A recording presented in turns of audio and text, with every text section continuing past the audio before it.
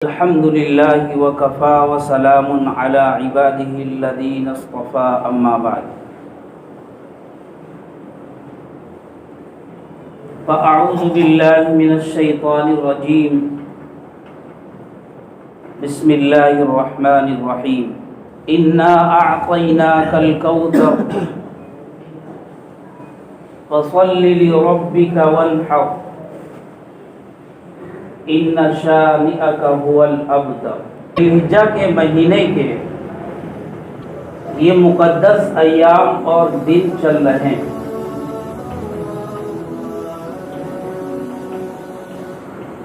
اور یہ اتنے مقدس ہیں کہ ان میں سے ہر دن کا روزہ ایک سال کے روزوں کے برابر ہے، اور ان میں سے ہر رات کی عبادت شب قدر کی عبادت کے برابر ہے۔ اور 9ویں ذی الحجہ یعنی کل کا جو دن ہوگا، اس دن روزہ رکھنے کی فضیلت کے تعلق سے اللہ کے نبی علیہ السلام نے ارشاد فرمایا کہ 9ویں ذی الحجہ کا روزہ یعنی عرفہ کے دن کا روزہ یہ 2 سال کے گناہوں کے لیے کفارہ بن جاتا ہے، 1 سال پچھلے اور 1 سال اگلے گناہوں کے لیے 9ویں ذی الحجہ یعنی کل کے دن کا روزہ بن جاتا ہے۔ اور 9ویں ذی الحجہ کے بعد جو 10ویں ذی الحجہ ہے،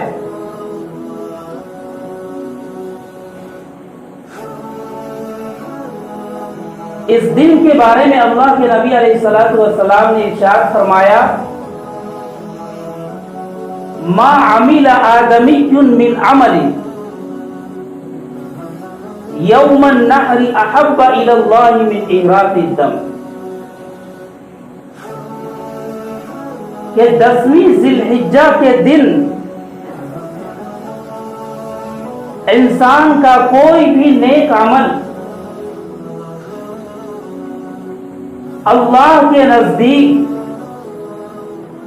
قربانی کرنے سے بڑھ کر پسندیدہ اور محبوب نہیں ہے۔ یہ 10ویں ذی الحجہ کی فضیلت کے حوالے سے اللہ کے نبی علیہ السلام نے یہ بات ارشاد کی۔ یہ قربانی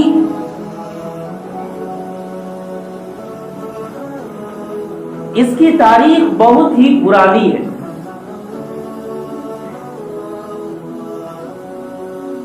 قربانی کی تاریخ اتنی ہی پرانی ہے جتنی کہ انسانیت کی تاریخ پرانی ہے۔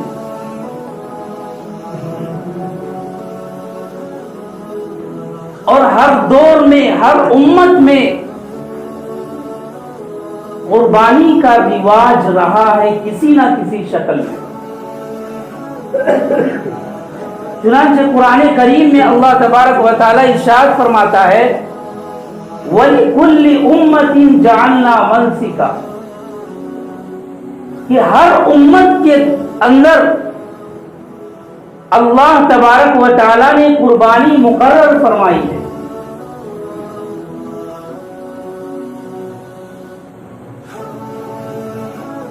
لیکن اس قربانی کے اندر جو رنگ آیا ہے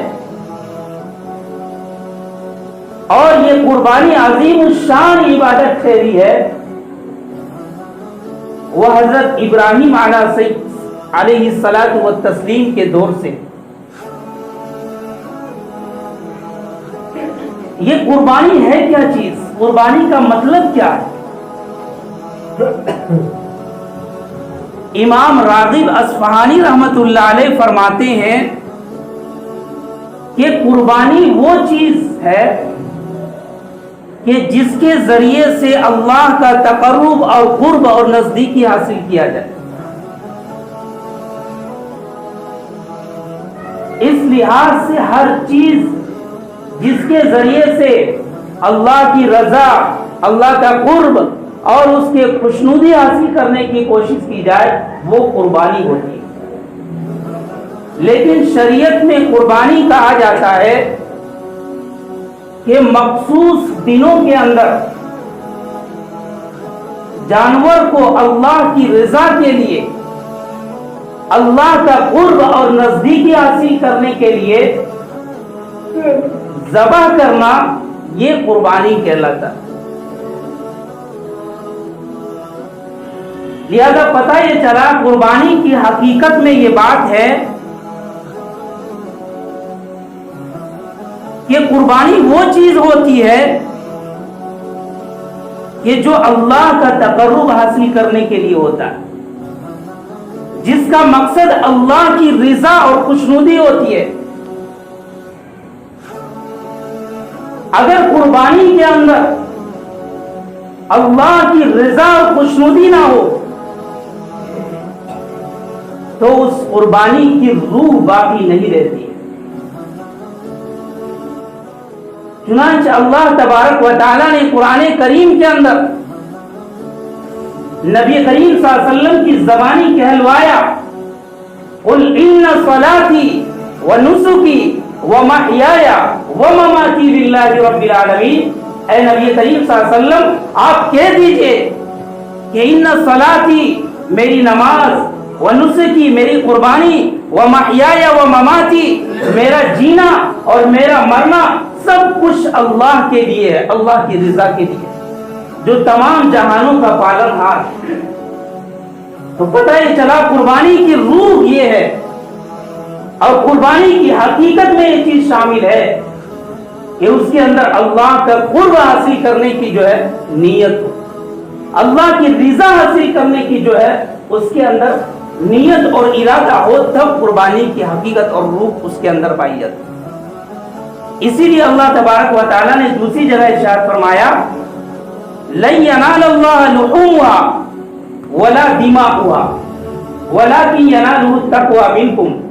کہ یہ جو تم جانوروں کی قربانی کرتے ہو، اللہ کی راہ میں جانوروں کو ذبح کرتے ہو، نہ ہی ان جانوروں کا گوشت اور نہ ہی ان جانوروں کا گوشت کوئی بھی چیز اور نہ ہی اس کا خون اللہ کے نزدیک پہنچتا ہے، یعنی اللہ کو ان سب چیزوں سے کوئی فائدہ نہیں ہوتا ہے.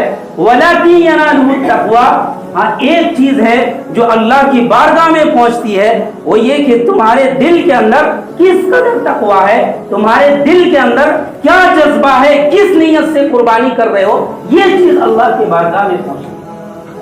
تو پتہ یہ چلا قربانی یہ دکھاوے کے لیے نہیں ہونی چاہیے.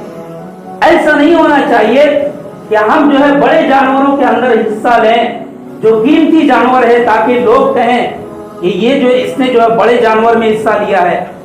ایسا نہیں ہونا چاہیے کہ ہم 2-3 جانوروں کو ذبح کریں اور صرف جو ہے ریاکاری اور دکھلاوا ہو، یعنی دکھلانے کے لیے، تو یہ بھی قربانی کی روح سے ہٹی ہوئی ہے، یعنی اس کے اندر قربانی کی روح نہیں ہے. اس لیے قربانی کے اندر بنیادی چیز یہ ہے کہ اس کے اندر اللہ کا تقرب اور اللہ کی رضا کی جو ہے نیت کی جائے. اور قربانی کی اہمیت کا اندازہ اس سے ہوتا ہے، اللہ کے نبی علیہ السلام جب مدینہ المنورہ تشریف لائے، آپ نے 10 سال تک یہاں قیام فرمایا بلا ناغہ. آپ علیہ السلام ہر سال قربانی فرماتے تھے، ہر سال. اور حجۃ الوداع کے موقع پر نبی کریم صلی اللہ علیہ وسلم نے 100 اونٹوں کی قربانی دی. 100 اونٹوں کو اللہ کی راہ میں ذبح فرمایا، جن میں سے 63 اونٹوں کو اللہ کے نبی علیہ السلام نے خود اپنے ہاتھ مبارک سے جو ہے ذبح فرمایا، اور 38 اونٹ حضرت علی رضی اللہ تعالی عنہ نے نحر فرمایا. کسی بھی سال آپ نے ناغہ نہیں فرمایا. اور یہ صرف امت کو تعلیم ہی نہیں دی بلکہ یہ اس ارشاد کا عملی نمونہ ہے جو اللہ کے نبی علیہ الصلوۃ والسلام نے فرمایا کہ قربانی کے دن اللہ کے نزدیک قربانی سے بڑھ کر کوئی بھی عمل پسندیدہ نہیں ہے، اس کا عملی طور پر مظاہرہ فرما کے دکھلا دیا۔ حالانکہ اللہ کے نبی علیہ الصلوۃ والسلام کے گھروں میں کئی مہینوں تک جو چولہا نہیں جلتا تھا۔ اللہ کے نبی علیہ الصلوۃ والسلام اتنا مالدار بھی نہیں تھے کہ آپ پر زکوٰۃ فرض۔ یہ الگ بات ہے کہ انبیاء علیہم الصلوۃ صلوات و تسلیم پر زکوٰۃ فرض نہیں ہوتی، کیونکہ ان کے پاس جو مال ہوتا ہے وہ اللہ کی راہ میں وقف ہوتا ہے، ان پر ان کی جو ہے ذاتی ملکیت نہیں ہوتی ہے۔ اس بنیاد پر قربانی زکوٰۃ وغیرہ ان پر فرض نہیں ہوتی، کیونکہ زکوٰۃ کی فرضیت کے لیے ضروری ہے کہ آدمی کے پاس وہ مال ہو اور وہ خود اس کا مالک ہو، لیکن انبیاء علیہم الصلوات و تسلیم اپنے مال کا مالک نہیں ہوتے ہیں، اس بنیاد پر ان پر زکوٰۃ فرض نہیں ہوتی۔ یہ تو ایک جواب ہوا، لیکن علماء کرام یہ بھی فرماتے ہیں کہ اللہ کے نبی علیہ الصلوۃ والسلام کے پاس پوری زندگی میں اتنا مال آیا ہی نہیں، اور آیا بھی تو اس پر سال نہیں گزرا کہ جس پر زکوٰۃ فرض ہو جائے۔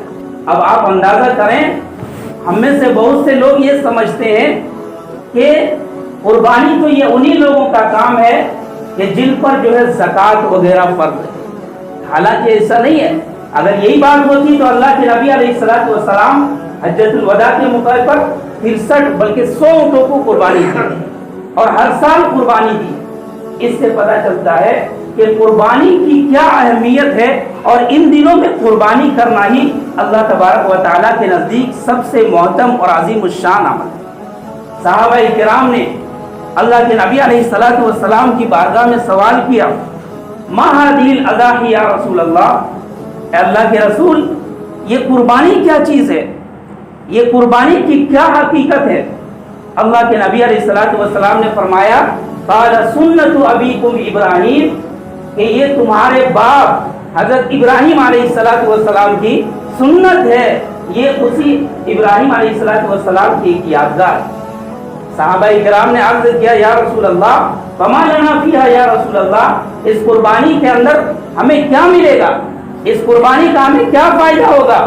اللہ کے نبی علیہ الصلوۃ والسلام نے فرمایا، بکل شارۃ حسنہ، کہ ہر ایک بال کے بدلے میں، جانور کے اندر ایک جانور کے اندر کتنے بال ہوتے ہیں، اللہ کے نبی علیہ الصلوۃ والسلام قربانی کی فضیلت کے تعلق سے فرماتے ہیں، جانور کے اندر جتنے بھی بال ہیں ان تمام بالوں کے بدلے میں ایک ایک نیکی ملے گی۔ اور قرآن کریم میں موجود ہے، من جاء بالحسنۃ فلہ عشر امثالھا، کہ جو ایک نیکی لے کر آئے گا اللہ تبارک و تعالی اسے 10 گنا جو ہے اجر بڑھا کر دے گا۔ تو اب بتائیں کہ جو ہے قربانی کی کتنی جو ہے قربانی کی وجہ سے ہمیں جو ہے کتنی زیادہ نیکیاں کمانے کا موقع مل جاتا ہے۔ صحابہ کرام نے پھر عرض کیا، یا رسول اللہ کچھ جانور ایسے ہوتے ہیں جن کے بدن پر جو ہے بال نہیں ہوتے ہیں، اون وغیرہ ہوتے ہیں، جیسے بھیڑ وغیرہ، تو اس کے اندر آپ کیا فرماتے ہیں؟ اللہ کے نبی علیہ الصلوۃ والسلام نے فرمایا، اس میں بھی ہر ایک اون کے بدلے میں تمہیں ایک نیکی ملے گی، اس میں بھی۔ تو غرض یہ کہ قربانی یہ ایک بہت ہی بڑی فضیلت ہے، اور اللہ کے نبی علیہ الصلوۃ والسلام نے آگے فرمایا کہ یہ جو قربانی کتنی فضیلت ہے۔ اللہ کے نبی علیہ الصلوۃ والسلام فرماتے ہیں کہ جو قربانی کا جانور ہے، کل قیامت کے دن قربانی کرنے والا اپنے جانور کے بالوں، یہ سینگ اور کھر، یعنی وہ تمام چیزیں جو انسان کے استعمال میں نہیں آتی ہے، بال کون استعمال کرتا، صدقہ بھی نہیں کیا جاتا، اور کھر اور سینگ وغیرہ یہ بھی استعمال میں نہیں آتا، یعنی کوئی اس کو کھانے میں یہ صدقہ بھی نہیں کرتا، لیکن قربانی کی یہ فضیلت ہے۔ اللہ کے نبی علیہ الصلوۃ والسلام فرماتے ہیں کہ یہ چیزیں بھی کل قیامت کے دن قربانی کرنے والے کے سامنے ہوں گی، اور اللہ تبارک و تعالی انہیں تول کر جو ہے ان کا بھی اجر و ثواب دے گا۔ حتیٰ کہ یہ بھی ملتا ہے کہ قربانی کے جانور کا جو بول و براز ہے یعنی پیشاب کا کھانا ہے، کل قیامت کے دن جو ہے میزان عمل میں ان کو بھی تولا جائے گا۔ یہ قربانی کی فضیلت ہے، اس لیے ہم میں سے ہر ایک شخص کو کوشش ہونی چاہیے، چاہے وہ صاحب نصاب ہو یا نہ ہو، اس فضیلت کو حاصل کرنے کے لیے ہر آدمی کو کوشش کرنی چاہیے کہ جو ہے وہ قربانی کے اندر ضرور حصہ لے۔